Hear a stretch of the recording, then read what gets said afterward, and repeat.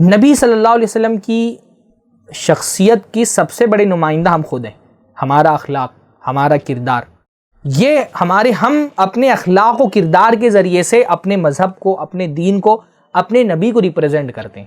ہم کو انشاءاللہ اپنے اخلاق ایسے بنانے، اپنا کردار ایسا بنانا ہے کہ دیکھنے والا بولے یار مسلمان ایسا ہے تو اس کا نبی کیسا ہوگا.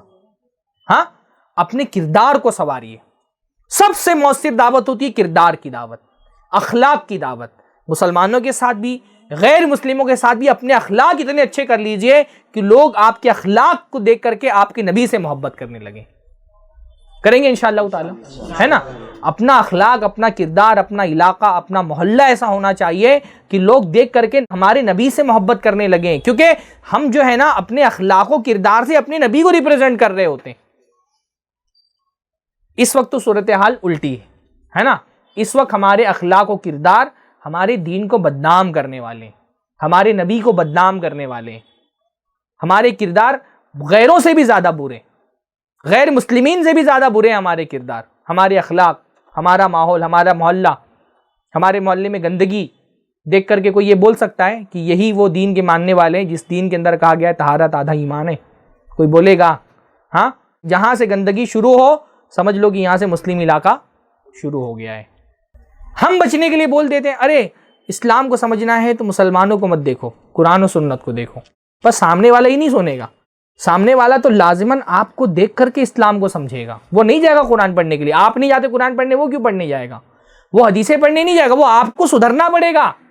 یہ بہانہ ہے کہ اسلام کو سمجھنا ہے تو قرآن سنت کو دیکھو، مسلمانوں کو مت دیکھو. یہ بہانہ ہے. ہم نہیں سدھرنا چاہتے تو ہم بہانہ بناتے. تو یہ بہانے نہیں چلیں گے. سدھارنا پڑے گا اپنے اخلاق و کردار کو، اپنے اطوار و عادات کو. اپنے اخلاق اتنے پیارے کر لو، اتنی ایمان. دیکھیے دنیا کے اندر بہت سارے علاقے، ہندوستان میں بہت سارے علاقے مسلمانوں نے اپنے اخلاق سے فتح کیے. کوئی مسلمان فوج وہاں نہیں گئی. یہ پورا جو ایریا ہے انڈونیشیا، ملیشیا کا، یہاں کوئی مسلمان فوج نہیں گئی. مسلمان تاجر گئے، ان کے اخلاق و کردار کو دیکھ کر کے لوگ اسلام سے متاثر ہوئے. تو اپنے اخلاق و کردار کو ایسا سنوارو کہ تمہارے اخلاق و کردار کو دیکھ کر کے کوئی کہے مسلمان کا کردار ایسا ہے تو پھر اس کے نبی کا کردار کتنا اعلیٰ ہے.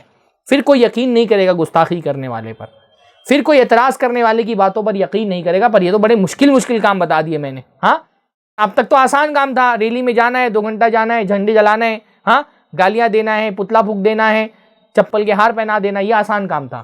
ہم آسان کام کرنا چاہتے ہیں، مشکل کام نہیں کرنا چاہتے. پر بھائی نبی کے لیے، نبی کا سپاہی بننا ہے اگر، تو اس کے لیے تو مشکل کام کرنے پڑیں گے نا. تو انشاءاللہ ہم کریں گے، ہے نا. باقی اور چیزیں ہو سکتی ہیں جو بھی ہمارے پاس پلیٹ فارم ہوں اپنی بات پہنچانے کا، social media, electronic media, print media, اس کا استعمال کر کے ہم اپنا پیغام لوگوں تک کے پہنچائیں. ہاں، سیاسی جتنی ہم طاقت لگا سکتے ہیں اتنا لگانے کی کوشش کریں. جو قانونی یہ بعض مرتبہ یہ بھی ہو جاتا ہے نا کہ گستاخوں کے خلاف ایک کمپین ہم سوشل میڈیا پہ لانچ کر دیتے ہیں، اس کو قانونی پرسپیکٹیو سے نہیں دیکھتے. قانونی جو اس کے پہلو ہو سکتے ہیں اس کو ہم نہیں دیکھتے. تو اگر گستاخی ہو رہی ہے تو قانونی سطح پر ہمارا ہندوستان ملک جو ہے الحمدللہ، یہاں پہ جو مذہبی سینٹیمنٹلز ہوتے ہیں ان کو ہرٹ کرنا ہمارے ملک کے اندر ایک جو ہے وہ جرم ہے. تو ایک قانونی سطح پر بھی ہم کو اگر کہیں گستاخی کا کوئی معاملہ ہو رہا ہے تو دیکھنا چاہیے کہ قانونی سطح پر ہم کیا کر سکتے ہیں.